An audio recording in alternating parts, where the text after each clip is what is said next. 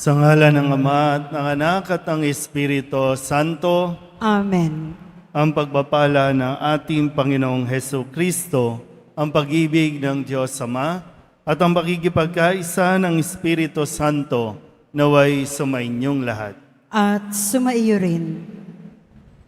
Mga minamahal kong mga kapatid, ngayon ay pinagdiriwang natin ang ikalimang pandaigdigang araw para sa mga lolo't lola at mga nakatatanda. Upang tayo ay maging marapat gumanap sa banal na pagdiriwang, aminin natin at pagsisihan ang ating mga kasalanan. Inaamin ko sa makapangyarihang Diyos at sa inyo mga kapatid, na lubha akong nagkasala sa isip, sa salita at sa gawa, at sa aking pagkukulang. Kaya isinasamo ko sa mahal na Birheng Maria, sa lahat ng mga anghel at mga banal, at sa inyo mga kapatid, na ako'y panalangin sa Panginoong ating Diyos. Kawaan tayo ng makapangyarihang Diyos, patawarin tayo sa ating mga kasalanan, at patnubayan tayo sa buhay na walang hanggan. Amen. Panginoon, kaawaan mo kami. Panginoon, kaawaan mo kami. Kristo, kaawaan mo kami. Kristo, kaawaan mo kami. Panginoon, kaawaan mo kami. Panginoon, kaawaan mo kami.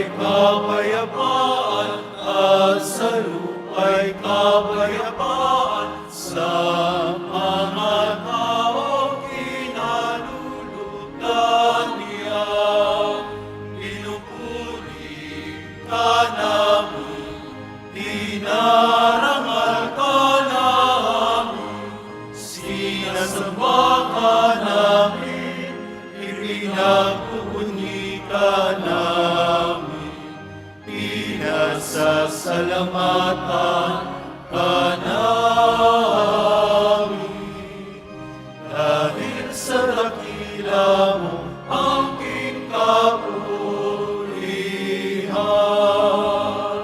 Panginoong Diyos, Hari ng langit, Diyos amang makapangyarihan sa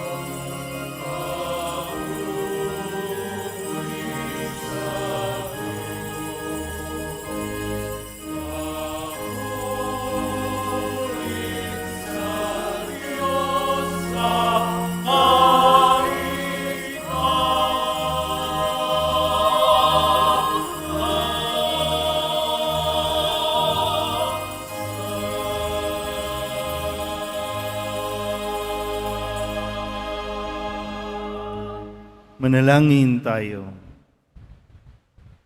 Ama naming makapangyarihan, nililingap mo ang mga walang inaasahan kundi ikaw. Hindi maidarangal at hindi magiging banal ang sino mang sa iyo'y napapawalay. Dagdagan mo ang iyong kagandahang loob sa amin upang sa iyong pamumuno at pangangasiwang magiliw, mapakinabangan namin ang mga biyaya mo sa lupa bilang pagkakamit na namin sa makalangit mong pagpapala sa pamamagitan ni Jesucristo kasama ng Espiritu Santo magpasawalang hanggan. Amen. Magsiupo ang lahat. Pagbasa mula sa aklat ng Henesis. Noong mga araw na iyon, sinabi ng Panginoon, "Katakot-takot na ang sumbong sa akin laban sa Sodoma at Gomora, at napakalaki ng kanilang kasalanan. Paroroon ako at aalamin ko kung ito'y totoo." Umalis nga ang mga lalaki at nagpunta sa Sodoma, ngunit nanatili ang Panginoon sa tabi ni Abraham. Itinanong ni Abraham, "Lilipulin po ba ninyo ang lahat ng tao, may kasalanan man o wala? Sakaling may 50 matuwid sa lungsod, wawasakin po ba ninyo iyon? Hindi ba ninyo patatawarin ang lungsod dahil sa 50 iyon? Naniniwala akong hindi ninyo idaramay ang mabubuti. Hindi ninyo gagawin iyon, sapagkat kung ganito ang mangyayari, parehong magdurusa ang masama at mabuti. Hindi ito mangyayari, makatarungan ang hukom ng buong daigdig." At tumugon ang Panginoon, "Hindi ko ipahamak ang lungsod dahil sa 50 matuwid. Ipagpaumanhin po ninyo ang aking kapangahasan," wika ni Abraham. "Wala po akong karapatang magsalita sa inyo, pagkat alabok lamang ako. Kung wala pong 50 at 45 lamang ang matuwid, wawasakin ba ninyo ang lungsod?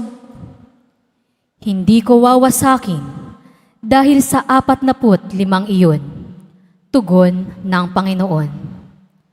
Nagtanong na muli si Abraham, "Kung 40 lamang, hindi ko wawasakin ang lungsod dahil sa 40 iyon," tugon sa kanya.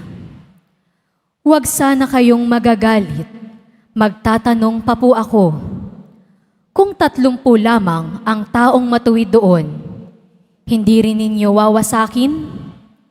Sinagot siya, "Hindi ko wawasakin ang lungsod dahil sa 30 iyon."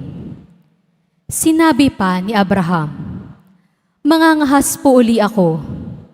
Kung 20 lamang ang matuwid na naroon, hindi ko pa rin wawasakin ang lungsod dahil sa 20 iyon," muling tugon sa kanya. Sa katapusay, sinabi ni Abraham, "Ito na po lamang ang itatanong ko.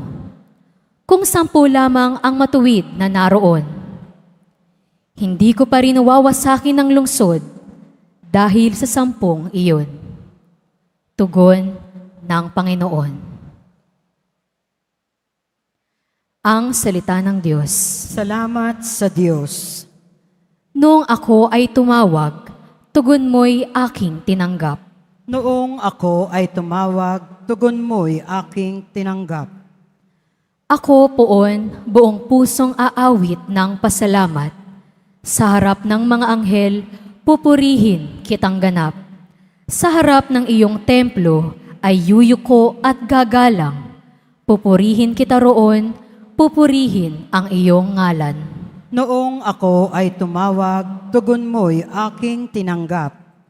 Dahilan sa pag-ibig mo at sa iyong katapatan, ika'y tunay na dakila, pati iyong kautusan. Noong ako ay tumawag, tinanggap ko ang tugon mo. Sa lakas mong itinulong, ay lumakas agad ako. Noong ako ay tumawag, tugon mo'y aking tinanggap. Kung ang Diyos mang Panginoon ay dakila at mataas, hindi niya nililimot ang aba at mahihirap. Kumublimay kita niya yaong hambog at pasikat, kahit ako'y nababatbat ng maraming suliranin, ako'y walang agam-agam, panatag sa iyong piling. Noong ako ay tumawag, tugon mo'y aking tinanggap. Nahahandang harapin mo, mapupusok kong kaaway. Ligtas ako sa piling mo, sa lakas na iyong taglay. Yaong mga pangako mo ay handa mong tupding lahat. Ang dahilan nito poon, pag-ibig mo'y di kukupas, at ang mga sinimulang gawain mo'y magaganap. Noong ako ay tumawag, tugon mo'y aking tinanggap.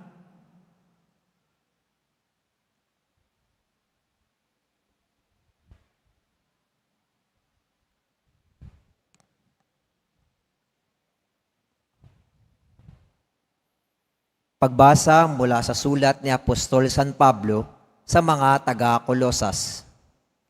Mga kapatid, noong kayo'y binyagan, nalibing kayong kasama ni Kristo at muling nabuhay na kasama niya dahil sa inyong pananalig sa kapangyarihan ng Diyos na muling bumuhay sa Kanya.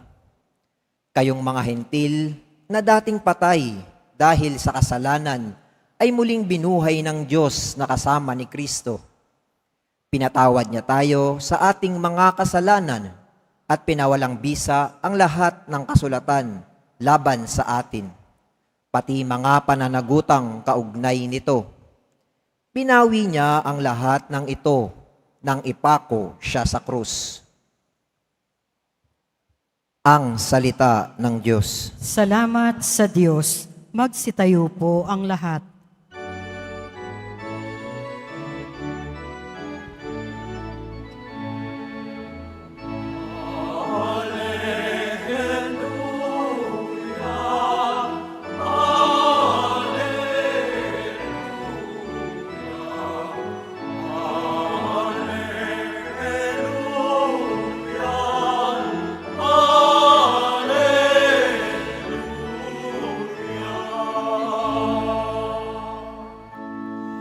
Espiritu ng Diyos Anak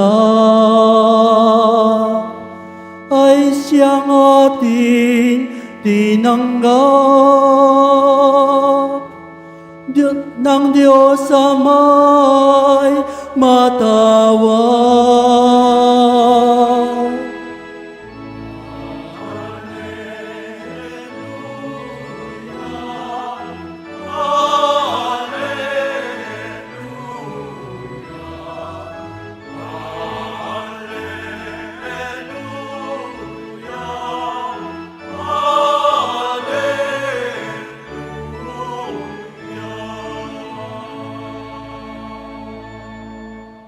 Sumainyo ang Panginoon.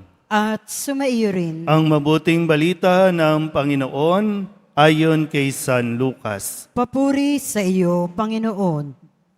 Minsan nananalangin si Jesus.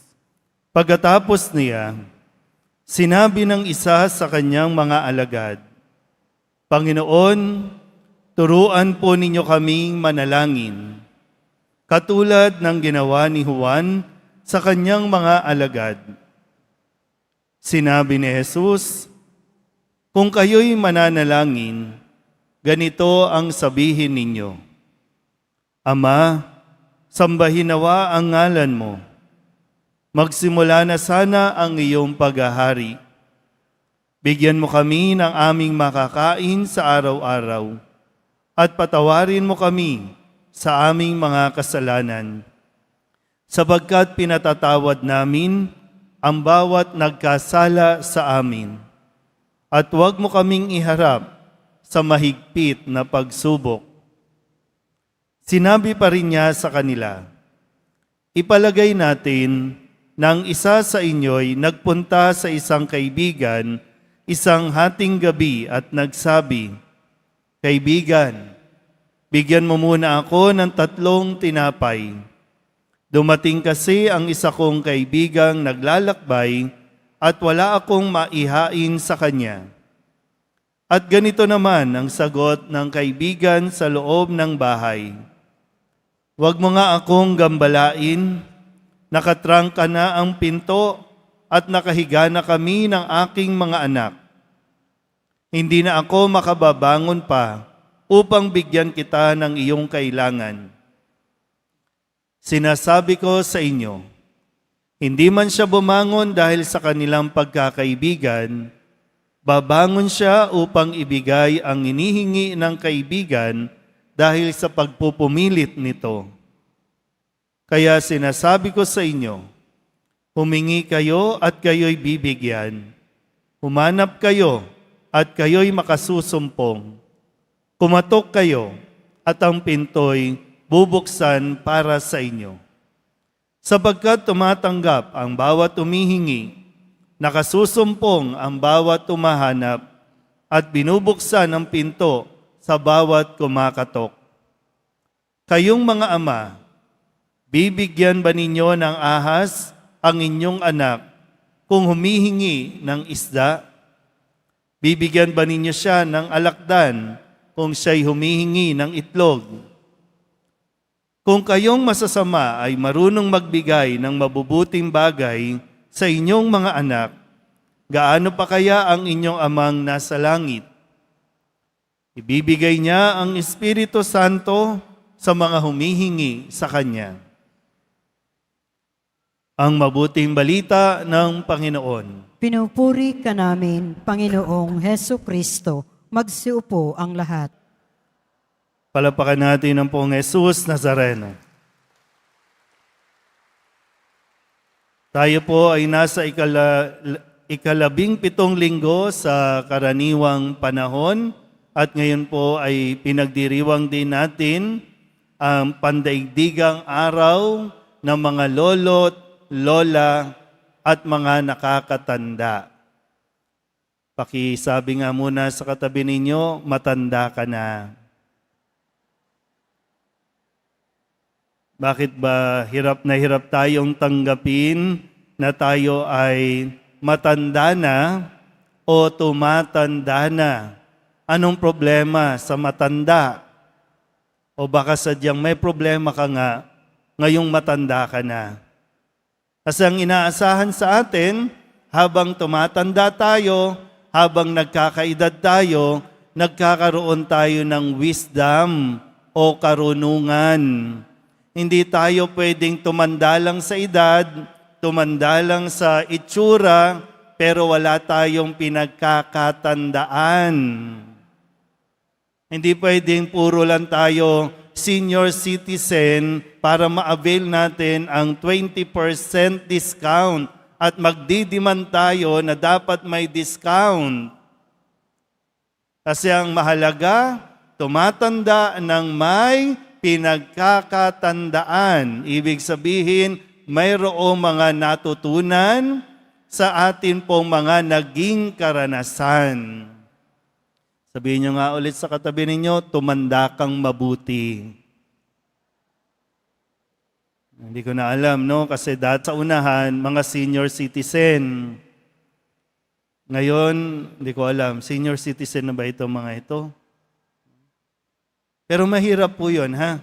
Mahirap yung gagamitin natin yung pagiging matanda natin para makapag-demand tayo ng respeto.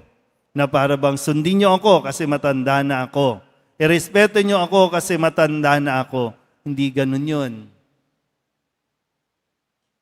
Kasi, siguro maganda ring suriin na kung ikaw, kung sakasakali, ikaw ay matanda na, tapos walang lumalapit sa iyo, magandang tanungin ang sarili, bakit walang lumalapit? Baka naman kasi tumatanda ka, pero bunganga ka naman ng bunganga. Matanda ka, pero sigaw ka naman ng sigaw. Matanda ka, pero mura ka naman ng mura.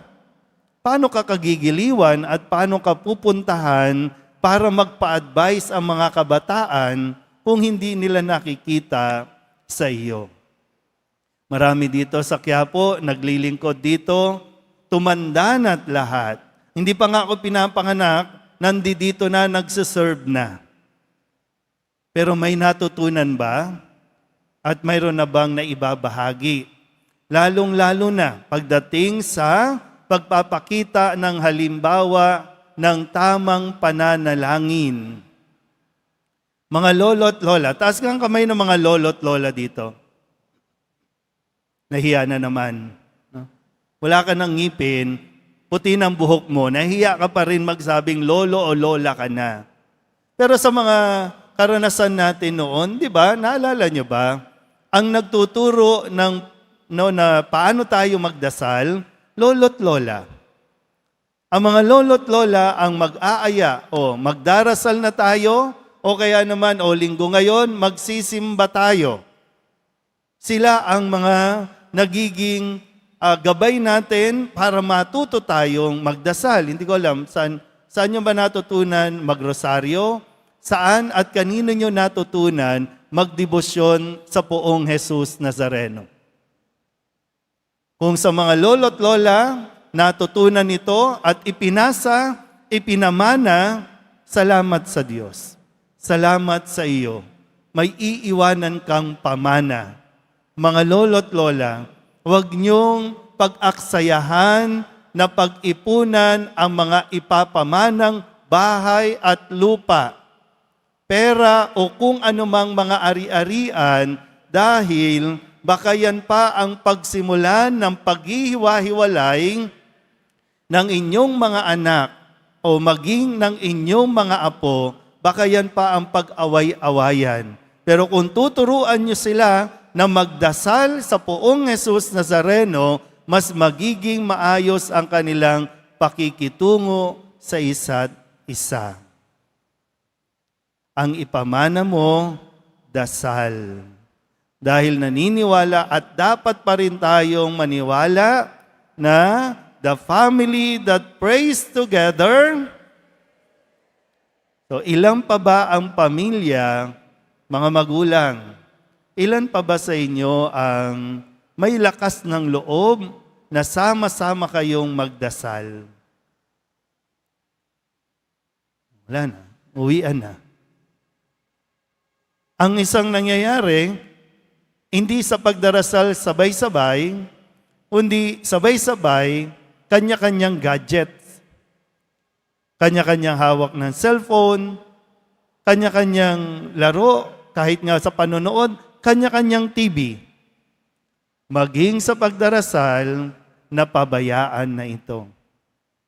Kaya nga ngayong linggong ito, tinuturo sa atin yung kahalagahan ng pagdarasal. Lumapit ang mga alagad ni Kristo sa poong Nazareno. Turuan mo kaming manalangin.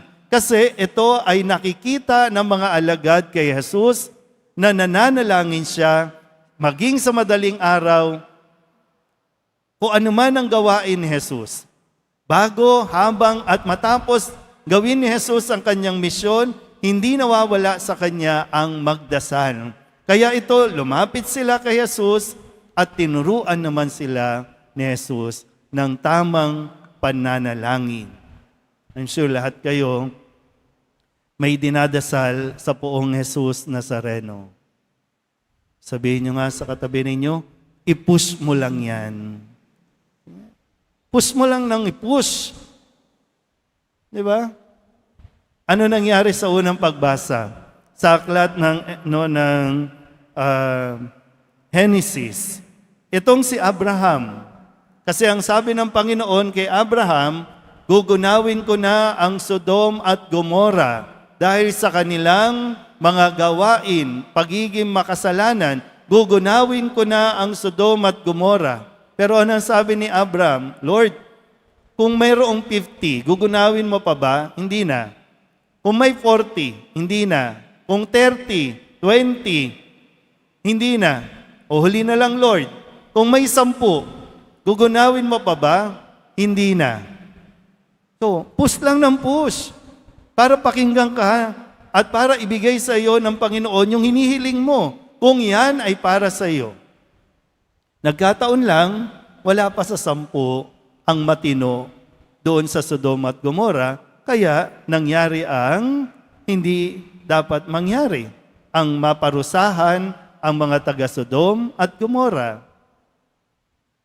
Pangalawa, sa ating pong narinig na ebanghelyo, mahalaga po na ini-establish natin yung ating relasyon. Kaya nga ang sabi ni Kristo, ganito kayo mananalangin. Ano ang pinakaunang salita? Ama. Sabihin nyo nga po, Ama. So, ini-establish yung relasyon.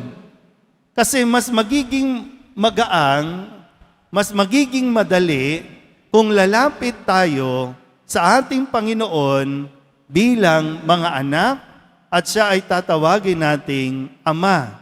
Pero mo sabi ni Kristo, Ama, sambahin nawa ang ngalan mo. So hindi pwedeng bigla lang tayong lalapit, hihingi tayo ng kung ano-ano at magdidiman tayo na dapat ibigay ito sa atin. Pero, yun nga, sabi ko kanina, i-push mo lang ng i-push sa Nazareno. Isang araw, makukuha mo din yan. Kung paanong sinabi ni Kristo, humanap ka, makakahanap ka. Kumatok ka, pagbubuksan ka. Ibig sabihin, yung dasal mo, lagyan mo at sabayan mo ng pagkilos. Hindi pwedeng, Lord, bigyan mo ko ng trabaho, babagsak yan dito. Hindi. Karamihan nga sa atin dito ang lumalapit, nagdadala ng inyong mga passport, mga papeles, at kung ano-ano pa. Kahit nga ballpen, lapis, mag-i-exam bukas, gusto nyong pabasbasan kasi gusto nyong magkatrabaho. Nakailang balik ka dito at isang araw ibinigay sa iyo ng Nazareno. Pero kadalasan naman, nakakalimutan naman natin magpasalamat. Nakakalimutan naman nating pahalagahan yung ibinigay sa atin o tinugon na panalangin sa atin. Huwag mong sayangin. Pinagpaguran mo yan. Huwag naman yung bigla na lang mawawala din. Pero yun nga po, muli tinuturo sa atin. At ang paalala sa atin, yung taong madasalin. Ito pa ang paalala, hindi lahat na nagpupunta ng simbahan ay talagang nagdadasal. Kasi ang paalala sa ikalawang pagbasa, nagkakaroon ng pagbabago sa taong nagdarasal. Nababago nito. Nababago tayo at nababago nito kung sino man yung gusto nating ipagdasal. Makapangyarihan ang dasal. Huwag mong mamaliitin. Huwag mong babaliwalain, pero huwag kang panghihinaan kung sakaling medyo natatagalan ang hinihiling mo. Pero basta, i-push mo lang ng i-push hanggang dumating ang sagot ng Diyos sa iyong panalangin. Amen?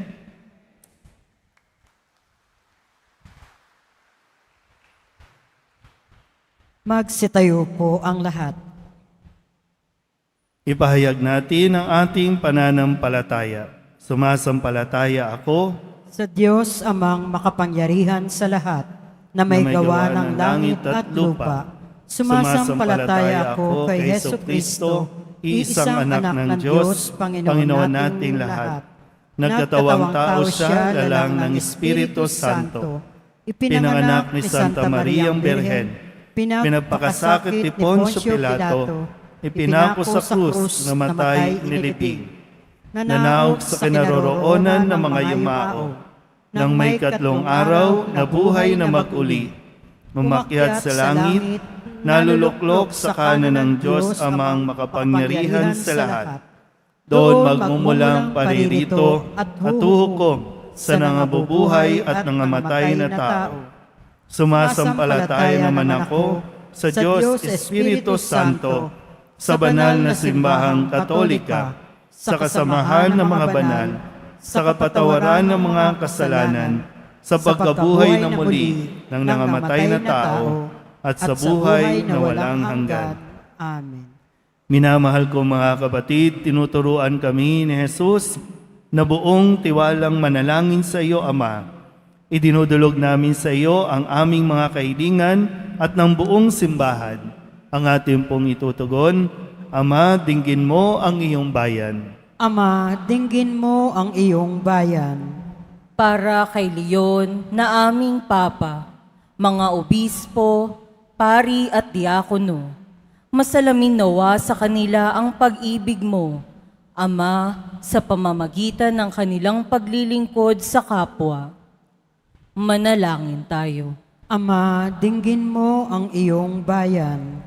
Para sa mga pinuno ng aming bayan, magsilbi nawa bilang mga tagapangalaga at tagapagtanggol ng mga dukha, mahihina at walang tinig sa lipunan.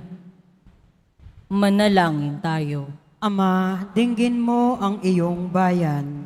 Para sa mga pinanghihinaan ng loob, sanhi ng mga pagsubok at problema, manatiling bukas nawa ang kanilang puso sa kabila ng mga suliranin, sapagkat ikaw, Ama, ay sumasa kanila. Manalangin tayo. Ama, dinggin mo ang iyong bayan. Para sa mga nakatatanda, naway mapuspos sila ng galak at maging matatag sa anumang kanilang pinagdaraanan sa buhay. Patuloy nawa silang kalingain ng mga taong tunay na nagmamalasakit.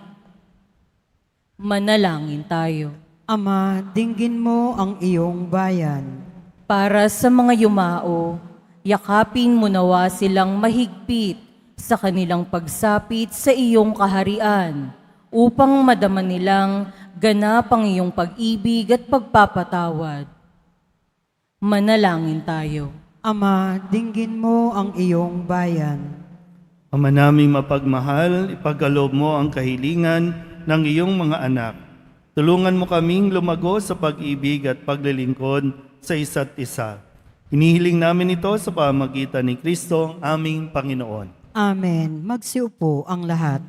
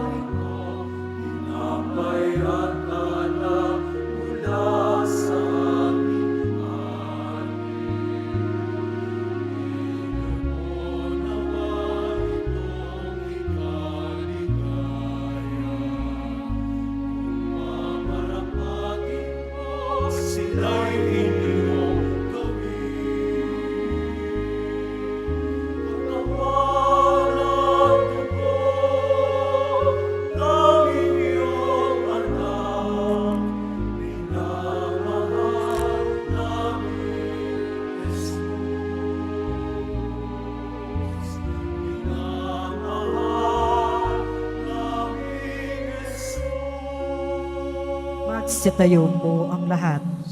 Manalangin kayo mga kapatid upang paghahain natin ay kalugdan ng Diyos amang makapangyarihan. Tanggapin nawa ng Panginoon itong paghahain sa iyong mga kamay, sa kapurihan niya at karangalan sa ating kapakinabangan at sa buong sambayanan niyang banal. Ama naming lumika, tanggapin mo ang mga alay na sa iyo rin nagmula at ngayoy aming ginaganap sa iyong dambana upang sa aming ginaganap na pagdiriwang ang iyong paglingap ay magtaguyod sa tanan at magpabanal sa aming pamumuhay sa kasalukuyan at mag-akay sa amin sa ligayang walang katapusan sa pamamagitan ni Jesucristo kasama ng Espiritu Santo magpasawalang hanggan. Amen. Sumainyo ang Panginoon. At sumaiyo rin, Itaas sa Diyos ang inyong puso at diwa. itinaas na namin sa Panginoon. Pasalamatan natin ang Panginoong ating Diyos. Marapat na siya ay pasalamatan. Ama naming makapangyarihan, tunay ngang marapat na ikaw ay aming pasalamatan. Sa iyong kagandahang loob, kami iyong ibinukod upang iyong maitampok sa kadakilaan mong lubos. Kahit na ikaw ay aming tinalikdan, dahil sa aming pagkasalawahan, gumawa ka pa rin ng magandang paraang may manguna sa amin para ikaw ay balikan. Kaya't ang iyong minamahal na anak ay naging isa sa mga taong hamak upang may kapwa kaming makapagligtas sa aming pagkapahamak at pagkaligaw ng landas. Kaya kaysa ng mga anghel na nagsisiawit ng papuri sa iyo, nang walang humpay sa kalangitan, kami nagbubunyi sa iyong kadakilaan.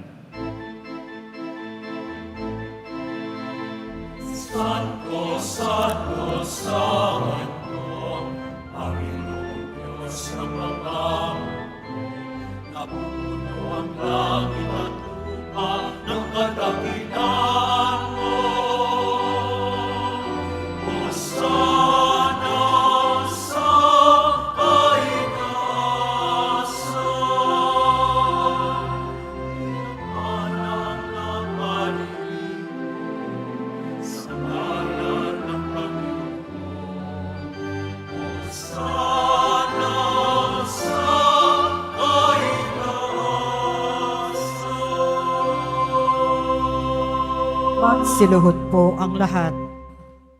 Ama naming banal, ikaw ang bukal ng tanang kabanalan.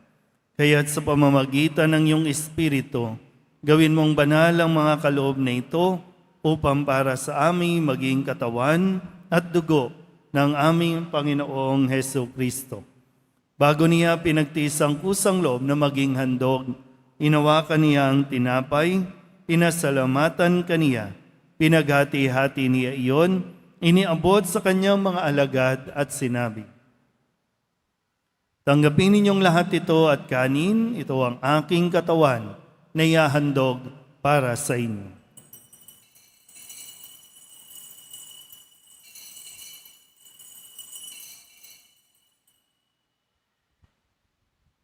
Gayun din naman nang matapos ang hapunan, hinawakan niya ang kalis, muli kaniyang pinasalamatan. Iniabot niya ang kalis sa kanyang mga alagad at sinabi, "Tanggapin ninyong lahat ito at inumin. Ito ang kalis ng aking dugo, ng bago at walang hanggang tipan, ang aking dugo na ibubuhos para sa inyo at para sa lahat, sa ikapagpapatawad ng mga kasalanan. Gawin ninyo ito sa pag-alaala sa akin."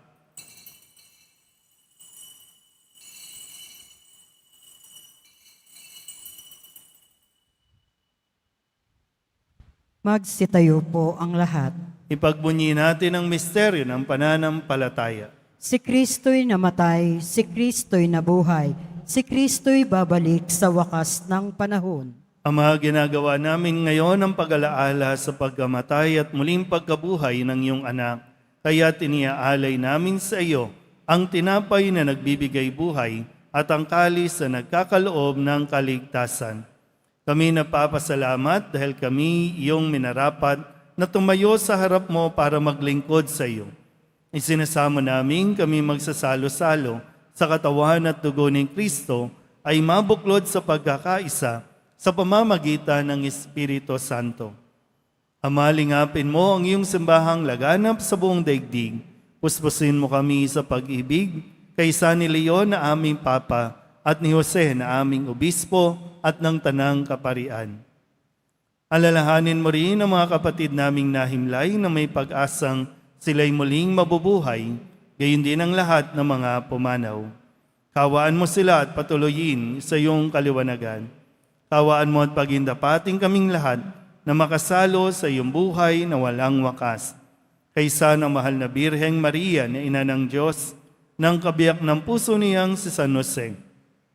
Kaysa ng mga apostol at ng lahat ng mga banal na namuhay dito sa daigdig ng kalugod-lugod sa iyo, may pagdiwang nawa namin ang pagpupuri sa ikararangal mo sa pamamagitan ng iyong anak na aming Panginoong Hesus Kristo.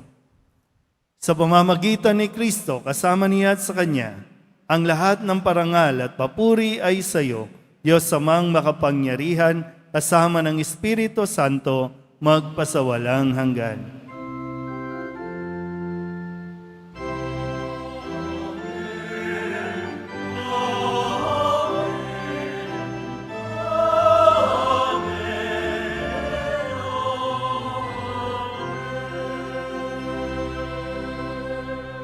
Sa tagubili ng mga nakagagaling na utos at turo ni Jesus sa Panginoon natin at Diyos, ipahayag natin ang lakas loob.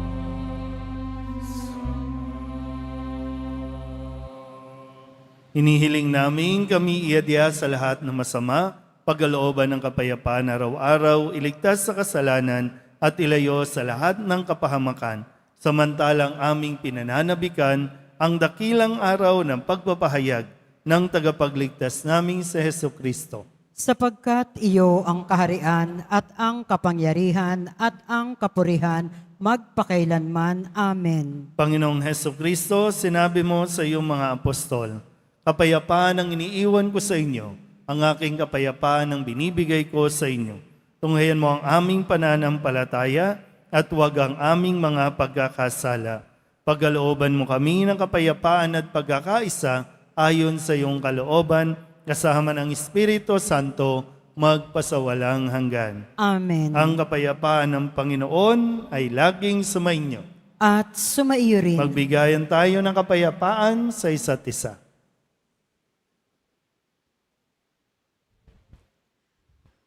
Kordero ng Diyos na nag-aalis ng mga kasalanan ng sanlibutan, maawa ka sa amin. Kordero ng Diyos na nag-aalis ng mga kasalanan ng sanlibutan, maawa ka sa amin. Kordero ng Diyos na nag-aalis ng mga kasalanan ng sanlibutan, ipagkaloob mo sa amin ang kapayapaan. Magsiluhod po ang lahat. Ito ang kordero ng Diyos. Ito ang nag-aalis ng kasalanan ng sanlibutan. Mapalad ang mga inaanyayahan sa kanyang piging. Panginoon, hindi ako karapat-dapat na magpatuloy sa iyo, ngunit sa isang salita mo lamang ay gagaling na ako.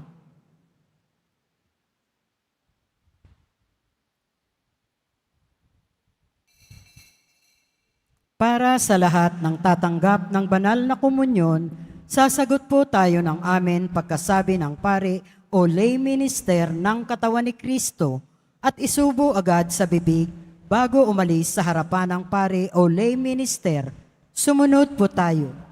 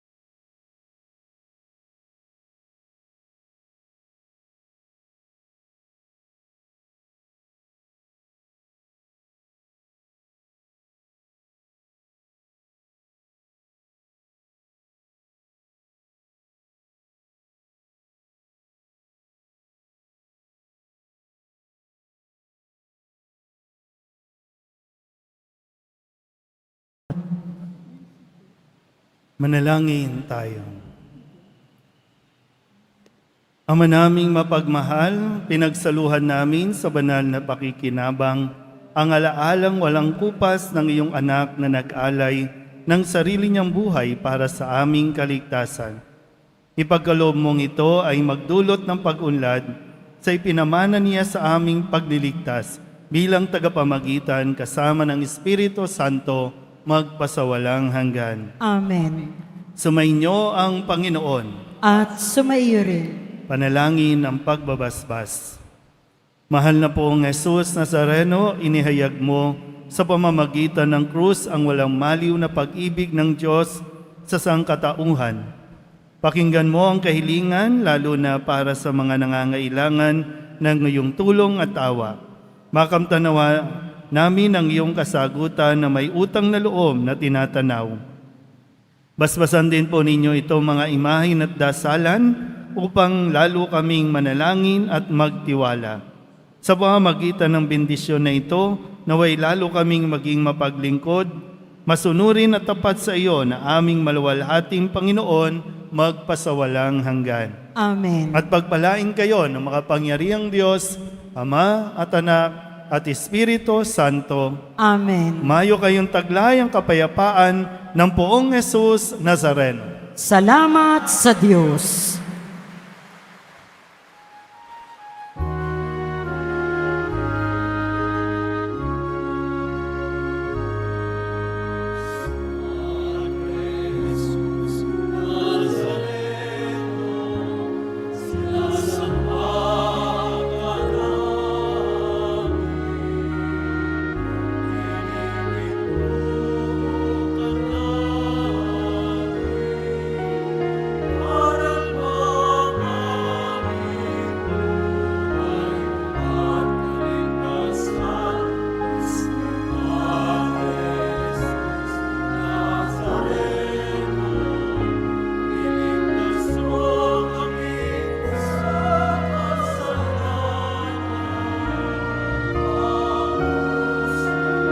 Amen.